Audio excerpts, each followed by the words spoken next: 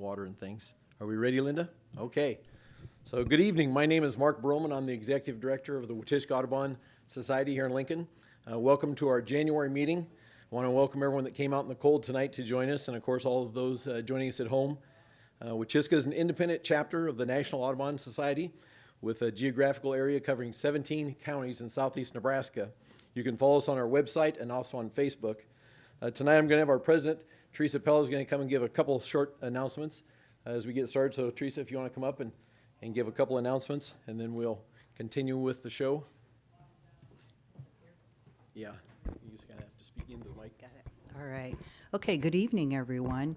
Hopefully we'll get some snow out of this cold weather.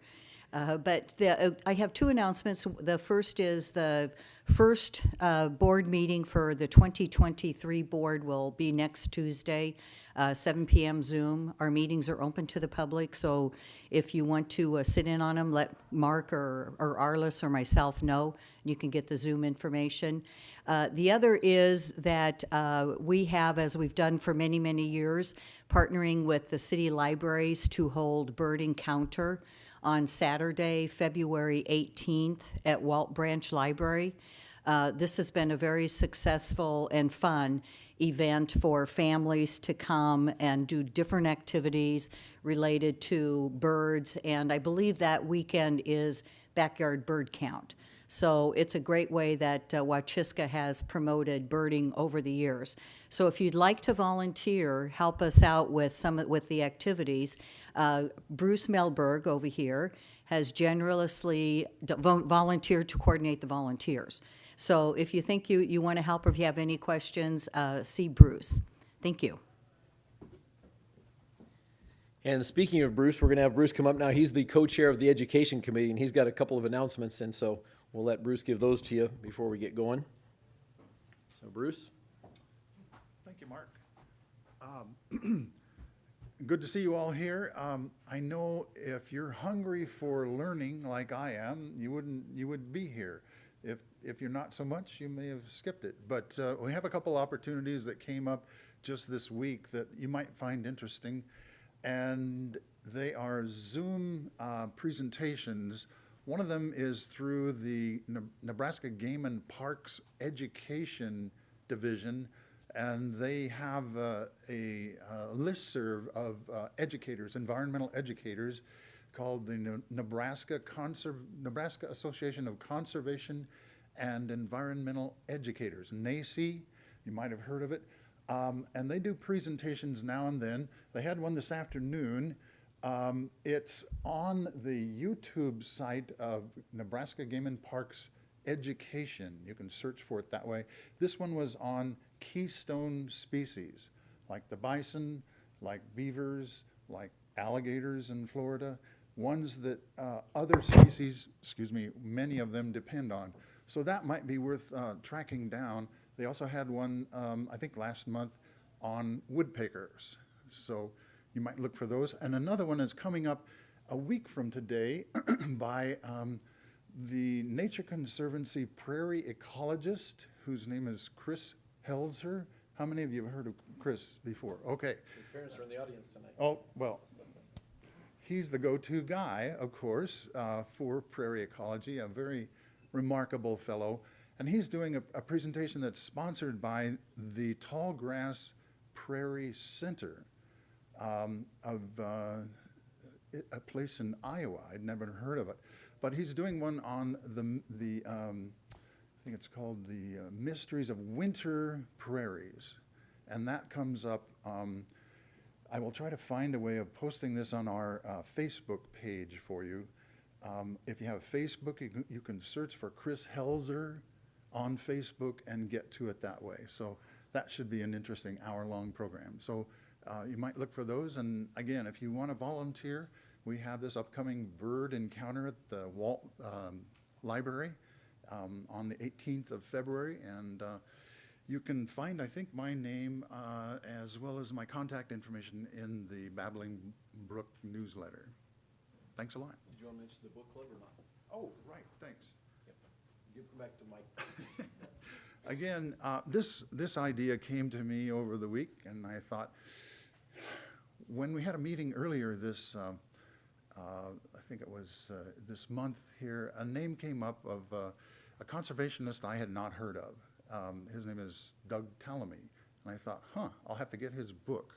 I wonder if anyone else would like to read his book and have a book club and discuss such a thing, or if you have suggestions of books you've enjoyed or been wanting to read about conservation, I'd love to hear your ideas. If there's any interest at all in forming some kind of book club to discuss conservation from people maybe who know more than we do.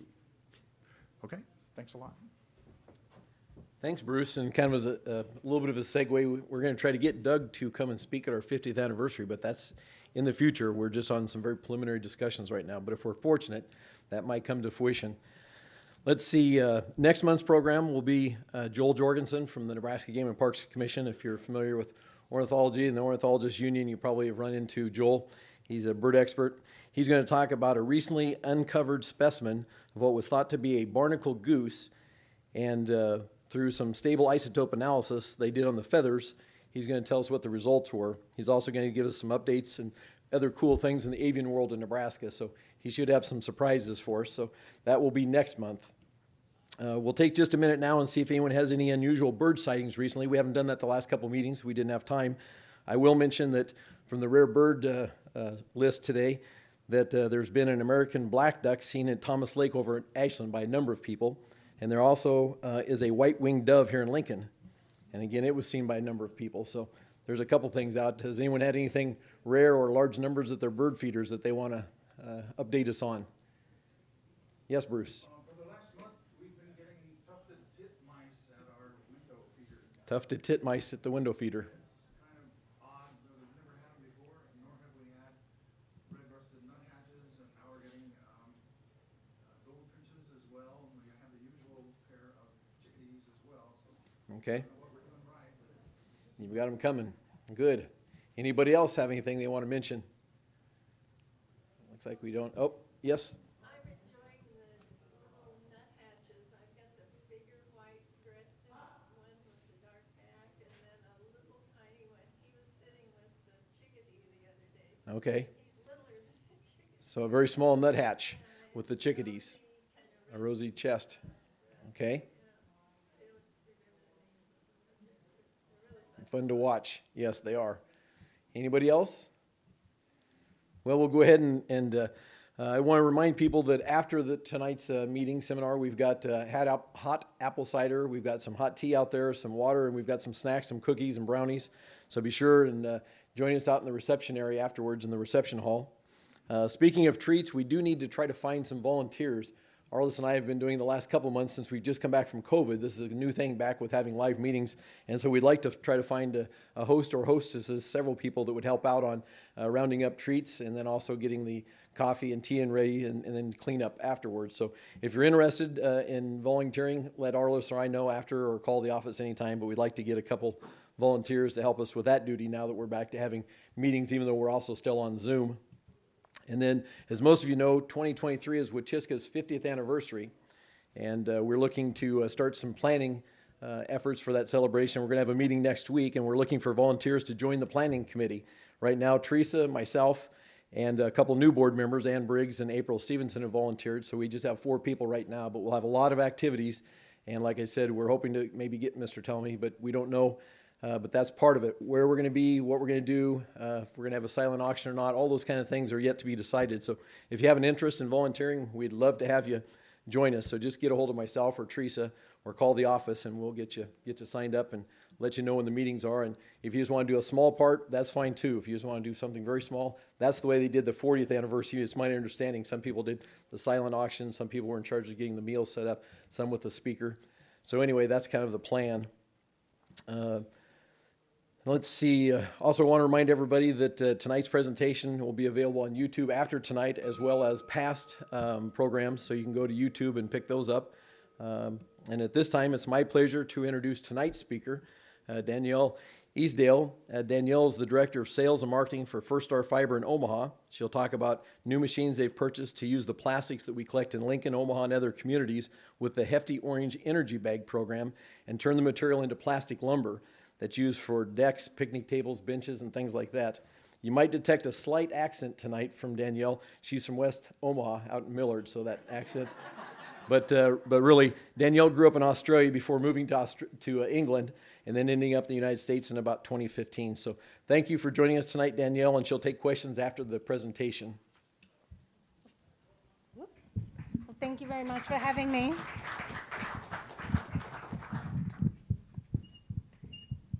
I'm just going to take this out. Sorry. Well, thank you very much, everybody, for having me. That's one of the best parts of my job is getting to come out and talk to folks like yourself. And we had this working, and now it's not. Would you like to click on for me, Linda? Will that work?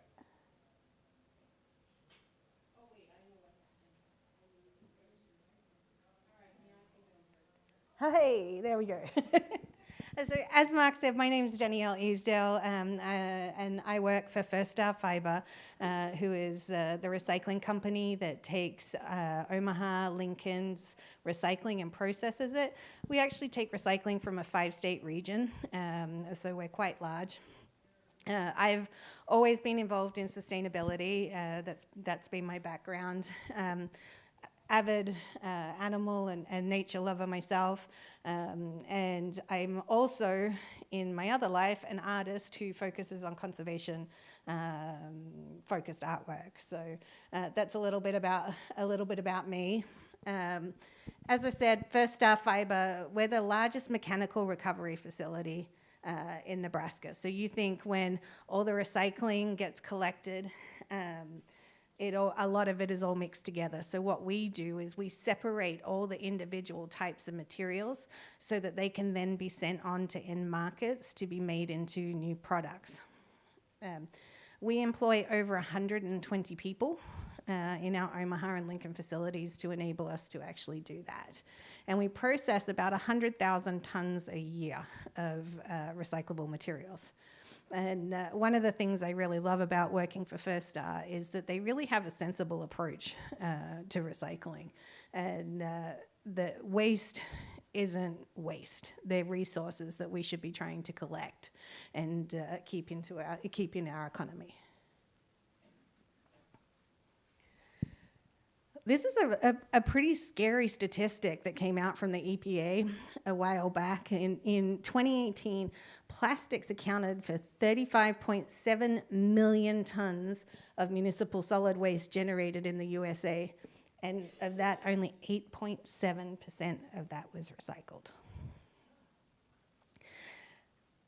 Which begs the question, why? The problem with plastics is not all plastics can be recycled by traditional means. And that causes a lot of confusion. So when you see your plastics, they've got these little chasing arrows on them with the numbers and everything. And a lot of people think that means it's recyclable. But that's actually a bit of an urban myth.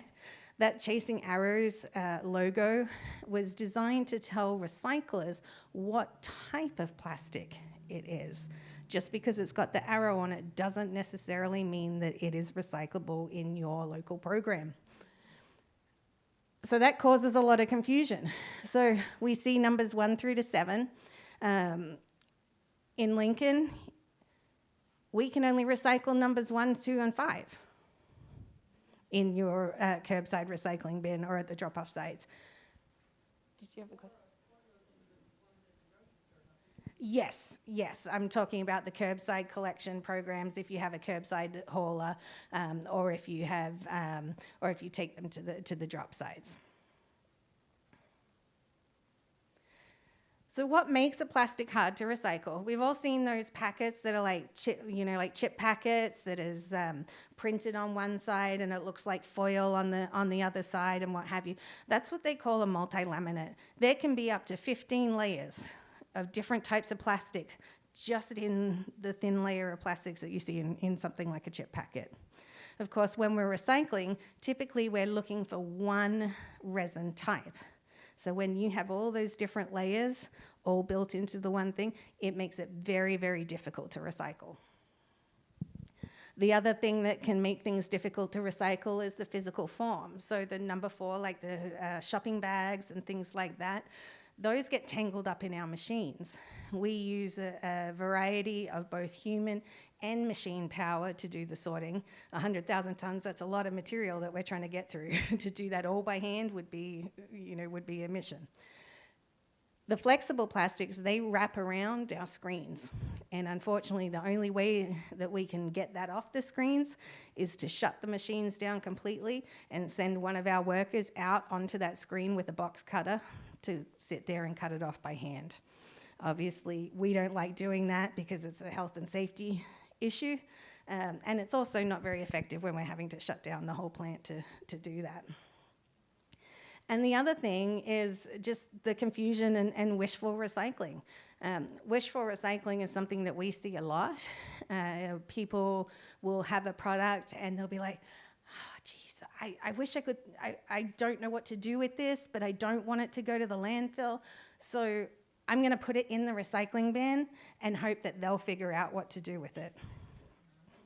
While I understand the sentiment when we've got 100,000 tons going across those belts really quickly, not only do we not always manage to catch it and things can cause contamination, but it also costs us money to then landfill it as well, which makes recycling programs even less effective.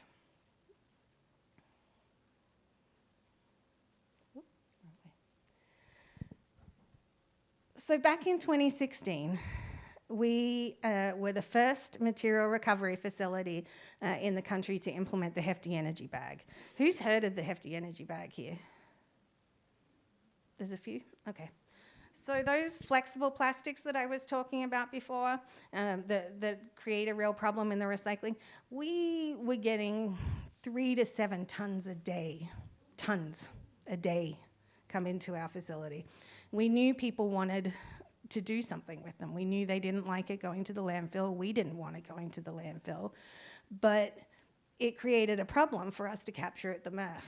So we implemented the Hefty Energy Bag program. And what that program does, and I have some kits here, which I can give you all at the end that has some bags in it for you to take home and you can use yourself. And what you can put in these bags is all those flexible film plastics and any of those plastics that aren't traditionally recycled.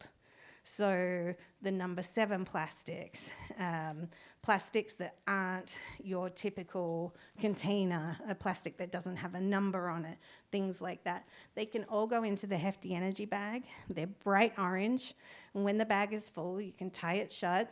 If you have curbside recycling, you can put it into your recycling bin, and it'll come to us at First Star, and I'll move on to what we do with it in a moment.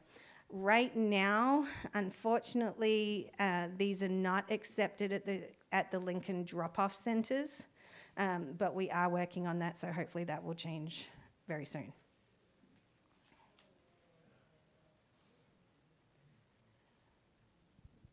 So at First Star, our mission is to demonstrate that. See, now, I have used that. Uh-huh. So that means it goes down to the local thing and they just toss in the trash, right? No. So you've used the energy bag, Yeah. and you've put it in the Lincoln drop-off site. It's not the end of the world because the drop-off site material comes to us anyway. So it would have ended up in the right place anyway. So you're fine. No, it wouldn't have gone in the trash. It came to us. So at First Star, we were looking at these plastics, and part of the problem with these plastics is there hasn't really been much investment behind what can we do with them. These plastics have, a really low value material, so what can we do that gives these plastics value and makes them worthy of recovery and worthy of keeping out of the landfill? So that's what we set about looking at what we were going to do. And with the collection in the Hefty Energy Bag, now we had a way that we could collect them. They're easy for us to pick off the line. That's the first thing we pick off the line. That's why they're bright orange. And so we developed our integrated waste plastic waste management system. And so this was looking at all the different collection systems. It was looking at the traditional recycling and sortation.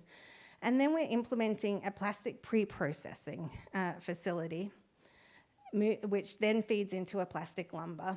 And we'll be looking at more technology coming from there, with the idea being that we follow the hierarchy of the waste hierarchy. We put the plastic to the best use. So we still want people to recycle their pop bottles and their plastics that could be recycled. We still want them to recycle. We still want you to recycle them the traditional way in the recycling bin, because those plastics have value. They're easy to recycle. We can turn them back into more plastic bottles and various other products. Moving on to the energy bag for the lower value products.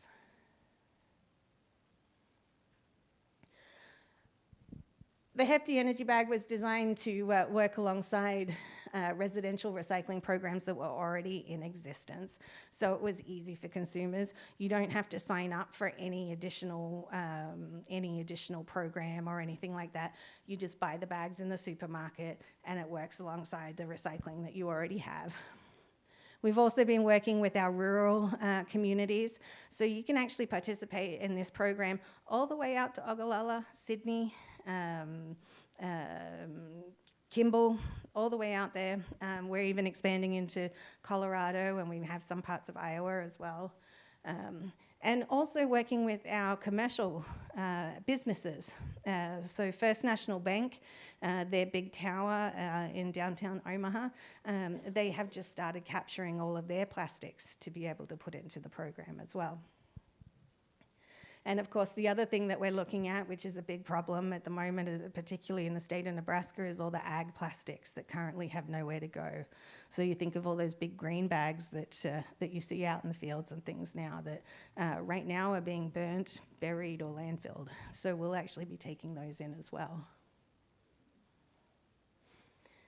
So the phase one is our plastic pre-processing facility. We have just finished installing this, and we're in the commissioning phase at the moment.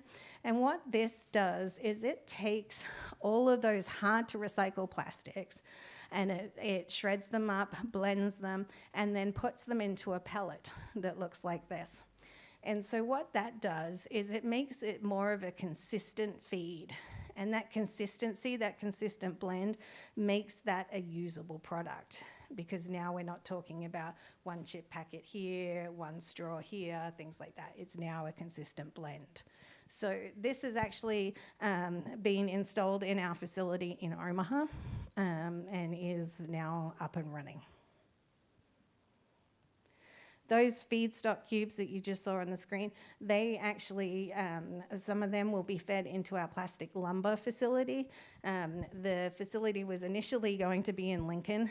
Unfortunately, we had to move it down to Omaha. We had some power supply issues to the building, being able to get enough power to the building.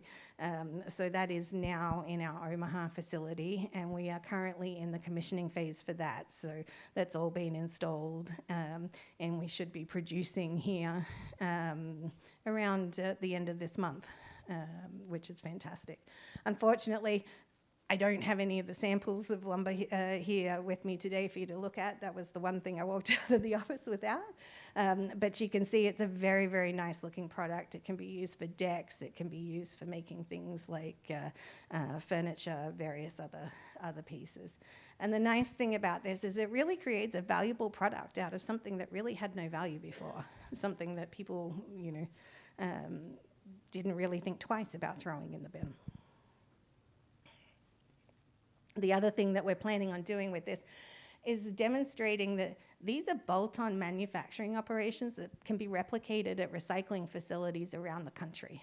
So when we've proven out this model, we're going to take it and we're going to show other recycling companies how they can do it as well.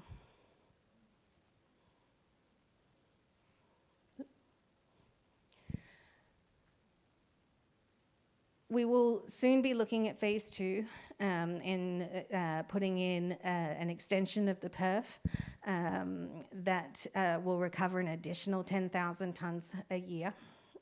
And we'll be looking at subsequent technologies that we can put in. Right now, we're looking at manufacturing plastic pallets as one option, but there's various different options that we're kind of looking at the moment with that. And of course, one of the big key components that goes into all of this is the education side of it. We're able to educate the community about these different types of plastics, what should and shouldn't go in the recycling. But we're also able to educate our colleagues about extra things that they can be doing to help capture those. Taking those lessons learned, we can develop better methodology for the handling of these plastics to help us keep more out of the environment. One of the projects that we're doing at the moment is called Project School Board, and this is just in real early phases at the moment. But we are speaking with the brand companies, the companies that are producing these plastics as they're packaging. And we are working with schools, because a lot of the kids in the shop classes, they have to pay for their own materials when they're building stuff. So working with people like the Nebraska Community Foundation and various other partners, we're looking at projects where the high school students can use the plastic lumber to build things that the community needs. So if they need walkways, park benches, wheelchair ramps, things like that, which gives the kids that real opportunity to work with a new product, but also get that recycling education at the same time. And the kids really love the thought of, hey, that chip packet those chips I just ate at lunchtime, that went into that bench I'm sitting on right now, So there's that nice circular economy of education as well that's going on with that project. So really that's the whole aim of the game for us, is keeping all of those plastics out of the landfill and as much as we possibly can, and keeping them out of the environment. This is a phrase that my boss always likes to say, waste definition, resources waiting for alternative sensible thinking to emerge. So I think we had a few questions, and I know we've got a show and tell of some plastics, which is always my favorite thing. Yeah. Let's get the microphone, and we'll have the microphone to people. Do we have an extra microphone back there, Linda? That way the people at home will hear the questions. How does the plastic lumber compare to traditional lumber in cost and in being able to work with it? Can you cut it? Can you drive nails in it? Can you put screws in it and so forth? I've been told, I'm not a woodworker myself. Danielle. I'm not a woodworker myself, but I've been told that it actually it handles very similar. So I have some planter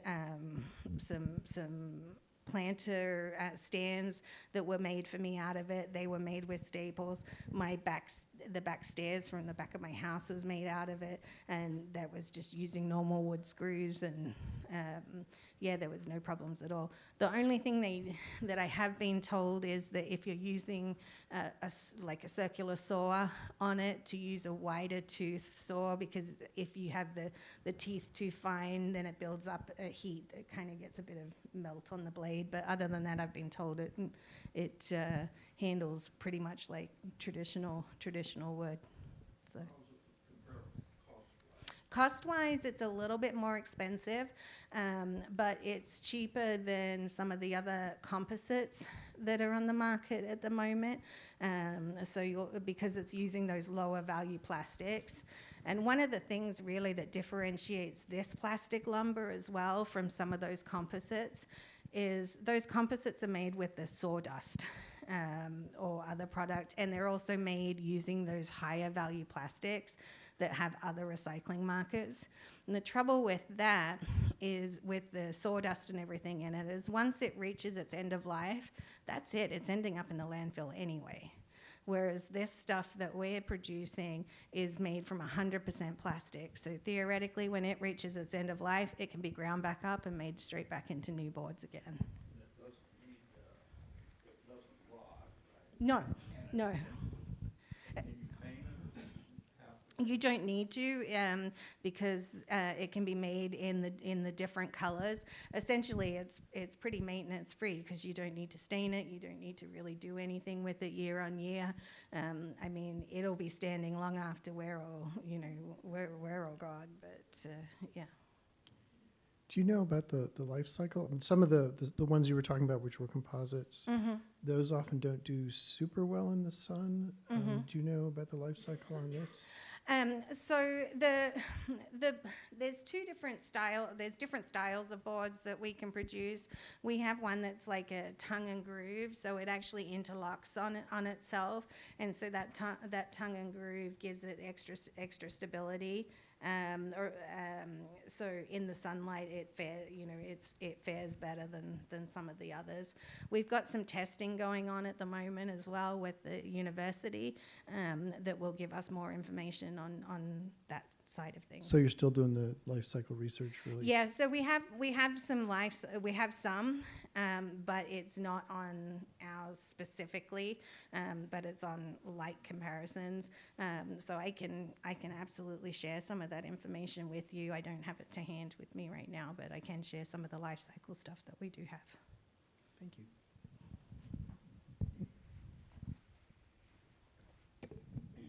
I was wondering about all of the play equipment that people buy for indoors and probably some of it outdoors also. I mean, I'm just thinking of the tons of products that are plastic. Would most of these be able to be recycled with your program?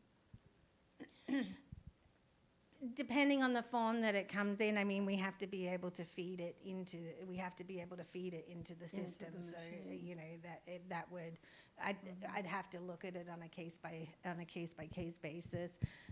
It is one of those things that, this is a relatively new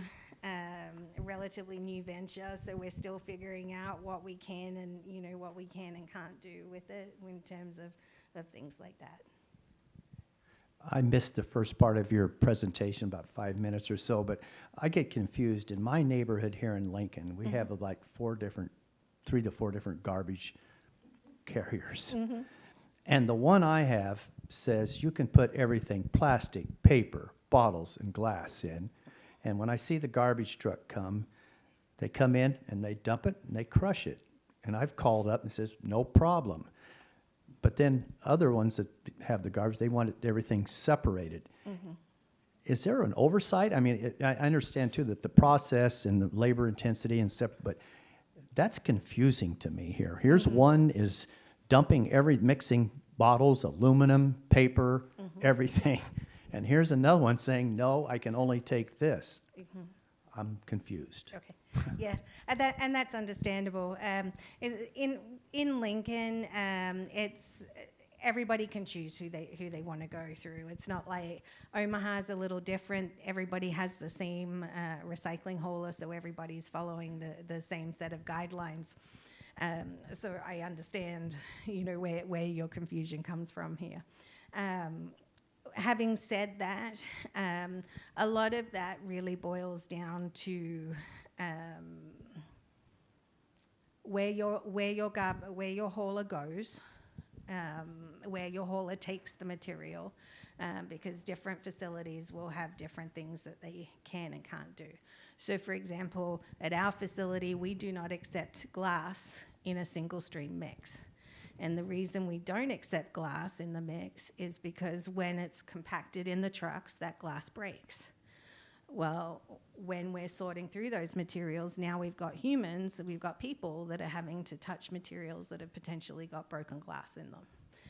In addition to that, you think of all those broken pieces of glass, what are those little tiny shards going to do?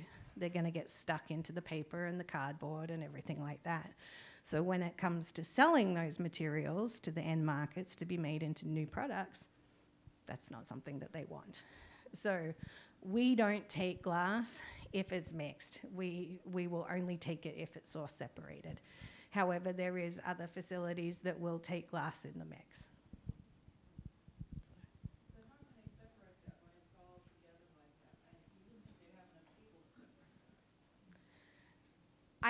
I can't speak speak for their technology. So I personally don't know. I haven't been through their facility, so I don't know. And are you just doing the orange bags then, or you're doing both? No, we do the normal recycling as well. And so anything that goes through the City of Lincoln drop sites comes to us, and we also get a lot of the trash and recycling haulers from around Lincoln also bring into us. 1, 2, and 5. So when you get 1, 2, and 5, how do you separate that? Does it float different or something? So we have we call it the green machine. It's this huge big machine that has optical sorters on it, and those optical sorters can read down to the molecular level. And so as all the plastics are passing underneath it, it has a camera eye that's looking, and when it recognizes a particular piece of plastic, it shoots a jet of air at it, and that piece of plastic will fly off the belt That's what I and wondered. into a bunker. And then we have a person standing on the other side that's watching all the sorted stuff go past, just to make sure that nothing accidentally ended up coming out. So with how's it. it different, what's in the orange bags? We can put saran wrap or anything in those, can't we? Yes. So the reason that the orange bag materials cause problems for the normal traditional recycling is because they're flexible. So you think of all the screens, and there's a lot of screens and things like that the materials have to go across, and they just wrap straight up into those cogs. So you think like if you vacuum up a lot of hair, how it tangles all around the rod. It's the same thing with those flexible plastics. So. Conveyor belts too, right? You get tangled up in all the conveyor belts. Absolutely, yeah. So do we need to pay attention to who our recycler is before we throw an orange bag? We in our actually work with the other MRF in Lincoln, and we go up every Friday and we pick the bags up from them. So we don't have to worry about it? No. Okay. I thought in Lincoln, and the only way the orange bags were picked up was if you paid to have them picked up at your house. It goes in your regular recycling bin. If you have a curbside recycling program, so if you have a recycling bin that you get picked up. But I don't want to pay for it, so I take it to the, So we're working on the drop sites at the Yeah. moment. Yeah. Danielle, I see that Mrs. Helzer brought one of the styrofoam containers over here. Can those be put in the bag as long as you can crush it up and get it into your orange bag? You can, but I was also, as we were talking about earlier, there's a company called Plastilite who actually makes these foam coolers, and I believe that they have some collection events that are happening around Lincoln at the moment, and I'm not sure if they're looking at putting a more permanent collection point here. Okay. But that's also a good option for them, because then you don't have to fill up a whole energy bag with Some the of the cooler. shipping companies in town will take them too, but they're very selective. But some of them, especially the ones that are nice shape, will take them. Some of the shipping companies, but not all of them. Yeah. Let me bring that mic over.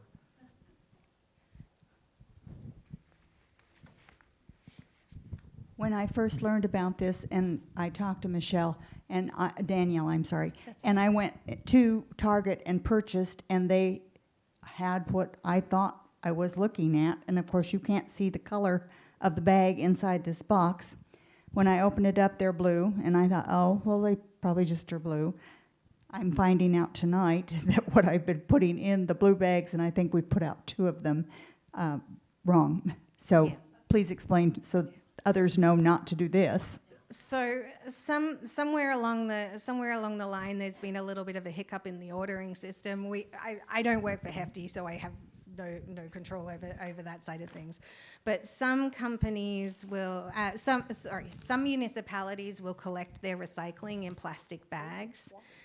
Lincoln, Omaha, we are not one of them. We do not want your recycling in plastic bags. The only thing that should be in a plastic bag is the Hefty energy bag. So there was somewhere along the line there was a hiccup in the ordering system, and Target was able to order these recycling bags, but we can't use them in this area. And Norm didn't realize I was planning to take that back and exchange it, so he promptly pushed in. And these aren't blue, these are clear, so there's all kinds of different choices.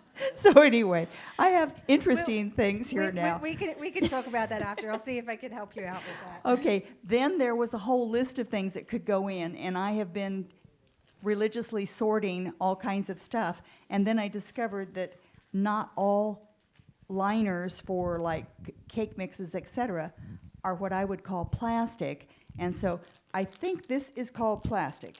Would that be correct? Yep. However, some of the candy wrappers then that you get, this one is around the little Dove's candy that I happen to like. I'm pretty sure it's foil. Now, how is this? I know that aluminum foil is highly recyclable, but how do you do that? Do you make the big aluminum foil ball anymore? No, so it's just trash. So the easiest way to tell if it's a foil-lined plastic, like a multi-laminate, or it is foil, is can you tear it? If it tears easy, then it's foil. So that's unfortunately is trash. And it's trash? Yes. Okay. I think that's pretty, okay. And then it says straws, and of course you've got to pay attention. These are paper straws. And so they're just paper, but you can't put them in regular recycling because they're too small. Yes, correct. So a good rule of thumb is anything that is smaller than the palm of your hand is going to fall through our machines and so won't get sorted.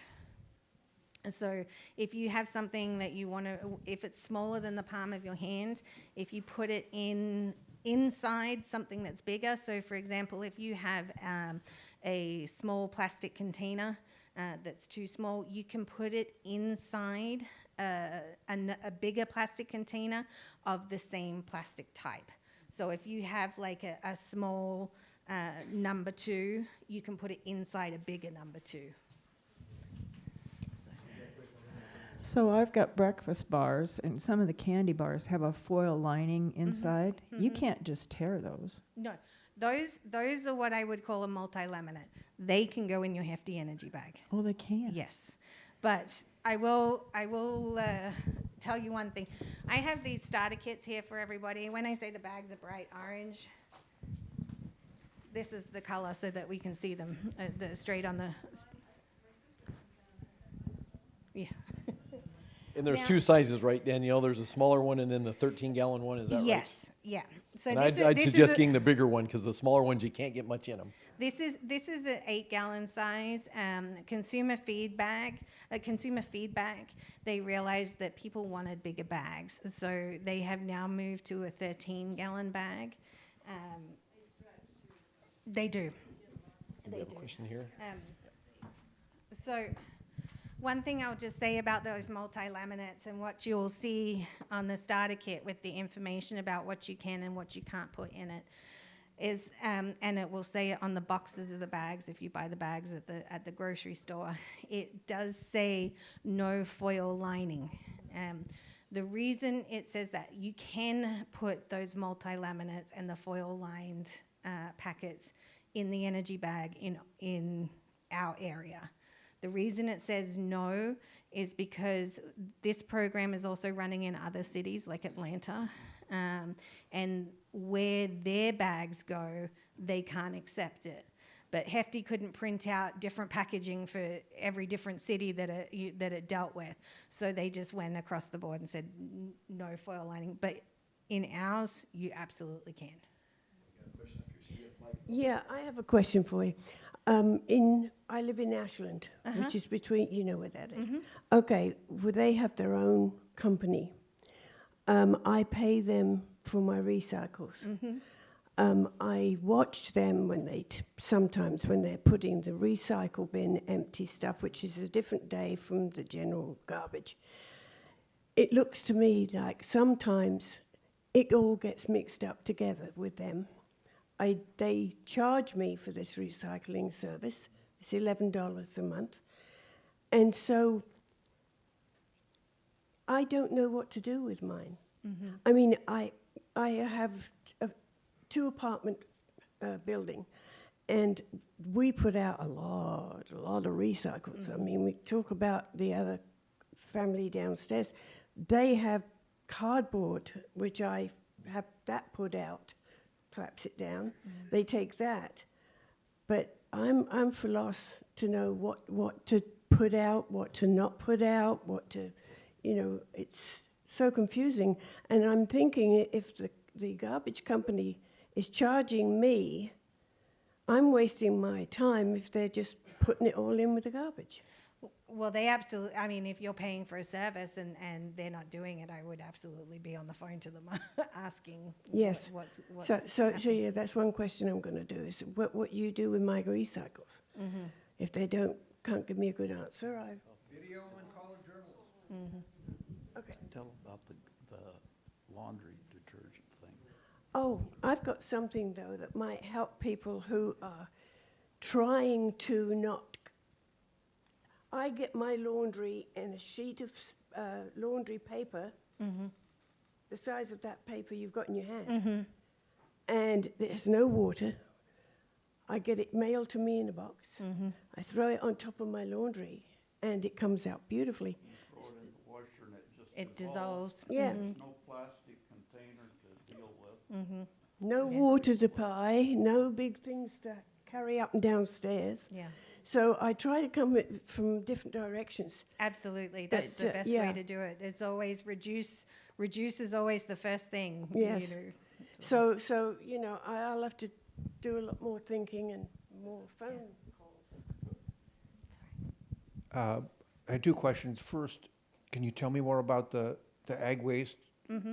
I know there is a lot of plastic covering bales now, the circular bales instead of, we see how many there are. I don't know what they are of the overall waste stream. Maybe it isn't that much. It's just something that's very visible. And those are huge. So and they're always really dirty, of course.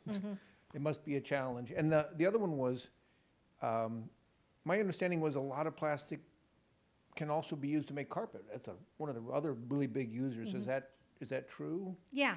Okay. So carpet is quite often made out of recycled plastic. So is a lot of the winter coats you're all wearing right now. A lot of those have got probably about 10 plastic water bottles in them. So, yeah. Measurable outcomes is always important as we progress in life. And there's been all kinds of promotion stuff about recycling and everything. Are you seeing an increase in recycling, especially now since we have the millennials and Generation X? Is all this education paying off, or is that generation recycling? Because then I look here, look how old we are. We don't see too many young people in here. But is that message getting them? Are you seeing it, your volume of your stuff up? Is that because of better education and not people error? Or is there just more other population moving in and is having that impact? I mean, is there an impact of all the educational thing that we've done where we're seeing outcomes that's positive? That's the thing with education is it's very hard to quantify, and because there's so many different measures that these things can be attributed to. But I will give you an example.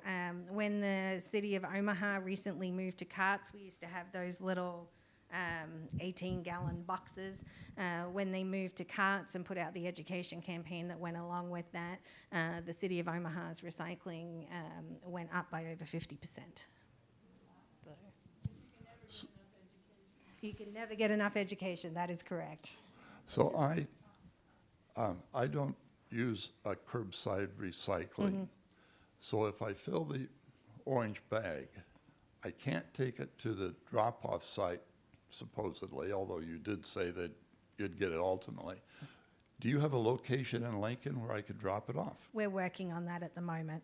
So Yeah, but you said not right now, but we're working towards that at the moment. Okay. So But you said you do have a Lincoln location. we do have a Lincoln location. Unfortunately, it's not very well situated to have public cars coming in and out of, and we're a little bit because it's kind of tight, and we have a lot of trucks that are moving around there on a daily basis, and we a little concerned if we added public cars to that mix, what that would do. So we are doing our very best to get a Lincoln location. If you ever make it down to Omaha at all, you can always use any of the Omaha drop sites and take it there. Or we actually have a lot of people that partner with friends that have curbside collection, and they, can I borrow your bin for a bag every now and then? I had a comment more than a question, and it's outside the scope here, but within the concern. And that is the diversity of plastic products stems from those whiz kids in chemical engineering, I guess, the many uses of plastic that can be created. And I have to wonder when our professors school them in the trade, in the skills and the know-how and the creativity for applying their knowledge and creativity to create these products, if there isn't some way of encouraging them to consider consequences. I don't know to what degree that happens, but it seems like free enterprise, it's a free market, we make a profit where you can and forget the rest of it. I'd like to see, and of course it means, I suppose, if you could get people to willingly collaborate on the outgo or the receiving end with this sizable problem, that we could maybe put our heads together. I'd like to see a panel convened of all the people involved with plastic, from the genesis of what it is, the training and education of creating ever new kinds of plastic, to the users, to people like you, businesses and facilities like you that are tasked and burdened with dealing with it, and not to forget the wildlife that has not evolved to cope with it. And it's a sizable problem, but I'd really like to see somebody address what it means to create things without thinking about the consequences. So the good news is I have a nice answer for you with that one. There is I don't know if you've heard of the U.S. Plastics Pact. If you haven't heard of the U.S. Plastics Pact, I would suggest hopping on and Google and having a look. So that is a group of stakeholders right across the plastics chain, and they have some really big goals when it comes to reducing plastic recyclability, designing product packaging for recyclability, things like that. And so that U.S. Plastics Pact has people from the brands, it has people from government, it has people from education, it has people from recycling companies like myself. And along with those really big goals, they have all the right people sitting around the table, and consequently, that is something that I have seen change over recent years, is the number of brand companies that are coming to us and saying, hey, look, we're changing this piece of packaging. Can you test for us in your MRF, in real life circumstances, how this runs through your facility so that we can see, is it actually recyclable? Are we designing this the right way? And so we are getting brand companies that are coming and asking us to do those tests for them. That's encouraging. Yeah. Yeah. Steps in the right direction, for sure. I just have a couple of questions. One, I know that you're not the city government, but do you know why Lincoln doesn't seem to be, they don't advertise the recycling like they do in Omaha? When I moved here 4 years ago, I was actually told about this through somebody else, and then I went online, looked, and then I went back later, and the information was like almost taken off. And when I called up the city and asked about it, they were like, no, you need to call First Star. So I ended up calling you guys. But so that was one question. The other one is batteries. That is a really big deal. And I know that's not plastic, but Yeah, I'm, we do not want batteries in Right. our facility at all. Right. So if you've got a batteries plus bulbs store, then I would suggest taking them there. So with speaking to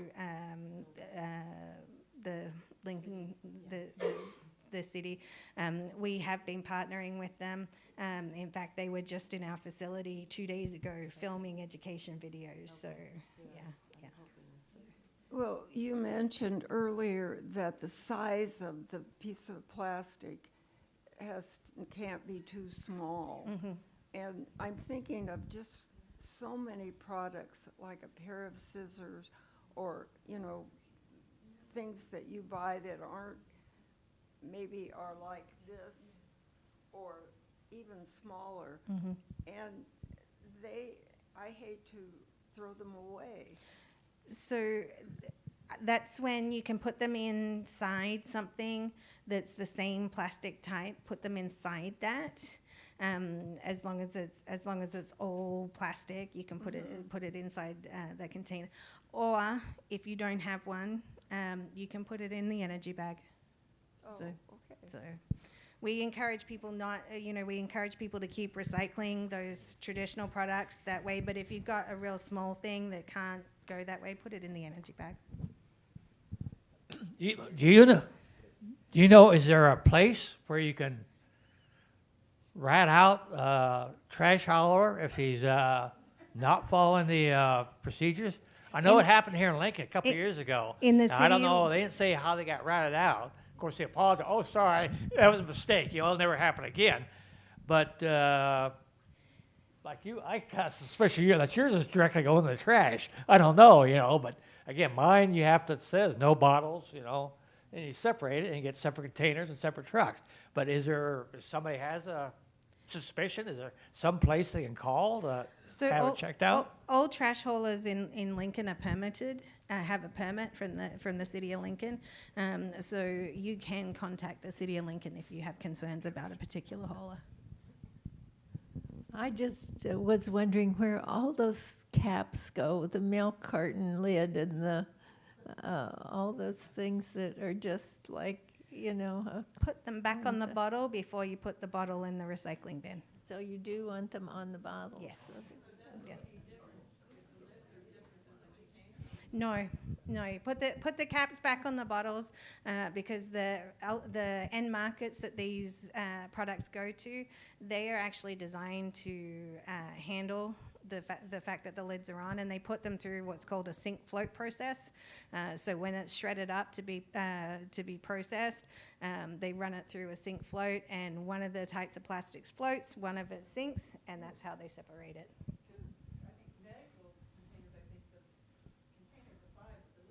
Two. Yeah. I think it's important that we reduce. When you think about, you used to buy a small set of screws or nails or something. They were in cardboard, lightweight cardboard. What are they in now? Clear plastic, and there's no number on it. It's garbage, or I don't know, maybe it isn't. But it upsets me that the plastic industry wants us to have plastic on everything. And you've noticed that, I'm sure. But those will go in the energy bag, so keep all those little plastics and put them in the energy bag. And Coca-Cola products now on the lid says, please put back on container before recycling. So they're educating people. So yeah, slowly but surely. And that goes back to what you were saying with it says on the cap in the Coca-Cola bottles. Some of you may have noticed that they're starting to roll out clear Sprite bottles. Instead of the Sprite used to come in that green bottle. Well, as recyclers, we were all like, hold on a second, Sprite, that color makes it, makes that plastic more difficult to reuse. And so that's why Sprite has recently moved to a clear bottle. So. Okay, if I'm manufacturing a product for sale, I use plastic either because it's cheaper, more convenient, or for some reason I decide to use plastic, like she said, instead of cardboard boxes or whatever. Okay, then my product is sold, somebody buys it, they have to deal with this plastic. So I'm just passing that problem down the line till I get to the final person, and I either throw it in the recycling bin or I throw it in the garbage. If I throw it in the garbage, the city of Lincoln or whoever has to deal with it. If I put it in the recycling bin, you people deal with it. Why can't the cost of that be put up front on the plastic before it's used instead of after it's used? We do that with tires. When you buy a tire, I think there's a $4 or $2 cost to dispose of that tire when you buy it new. Would that be possible to do with plastics? So that's something called extender producer responsibility, and you may read about that in the media. I know there's several states that are introducing legislation to do with extended producer responsibility. Colorado is recently introduced some of that legislation. So that is something that is happening in certain parts of the country. Yes.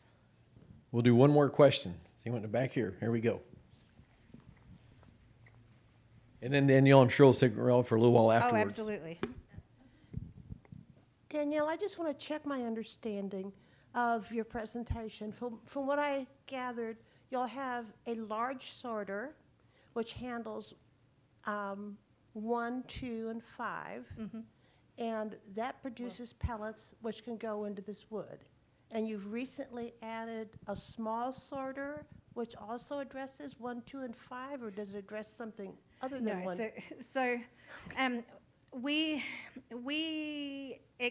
Basically, okay, so I'm just trying to think of the clearest Are way. are there two sorters? So the traditional recycling, so the big sorting machine that sorts out the plastic, it sorts out rigid plastics.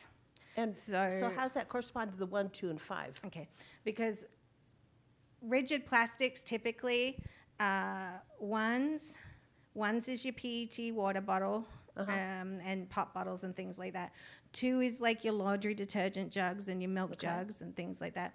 3 is PVC. And that's out. We don't typically see PVC in a household application very much anymore. It used to be prevalent in like toiletry bottles and bathroom product bottles, but we don't see that as much anymore. Could you recycle it if it came in? If it comes to us, yes.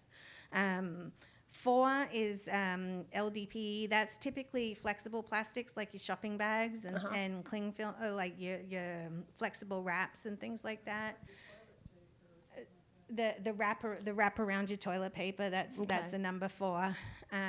Number 5 is like your medicine pill bottles and yogurt containers. Okay, so stop just through 1 through 4, because and 1 through 5, that's plenty. Yeah. So you can take 3 and you can take 4? 4 is flexible, so it shouldn't. So you can't take it in the big machine, but you now correct. can in the small machine. And that can go into the hefty energy bag, which will go through the other system. Okay, which so is what you've added is a capacity to take things marked 4. Yeah, well, it takes 4s. It also takes 6, the Okay. polystyrene, so your foam to go cups and containers, that can go in your hefty energy bag as well. Okay. Your takeaway containers, things like that. And number 7 is my favorite number of plastic because it just means other. Like Okay. Okay. Like, Okay. So you've really what is it? expanded your range. Yes. And yes. but the outcome of either machine is the pellets and no?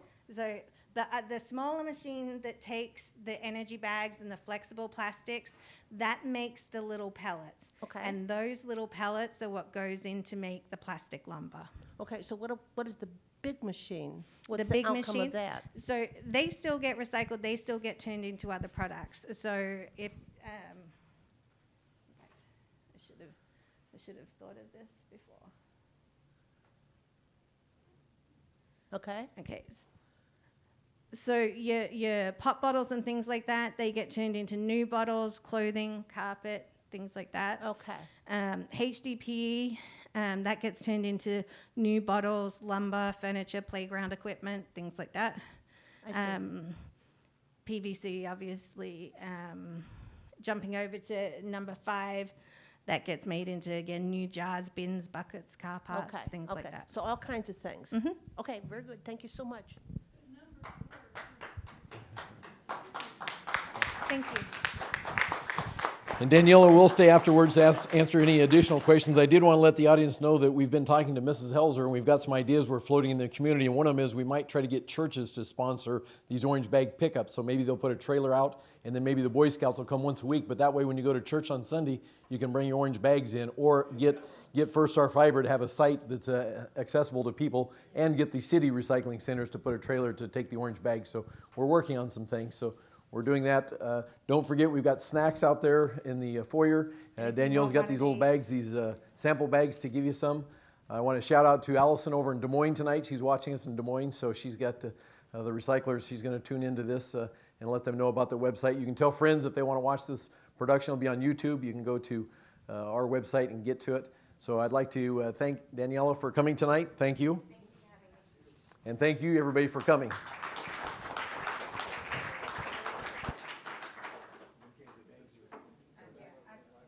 Okay, she's got the bags in the back. We're getting cookies set out. So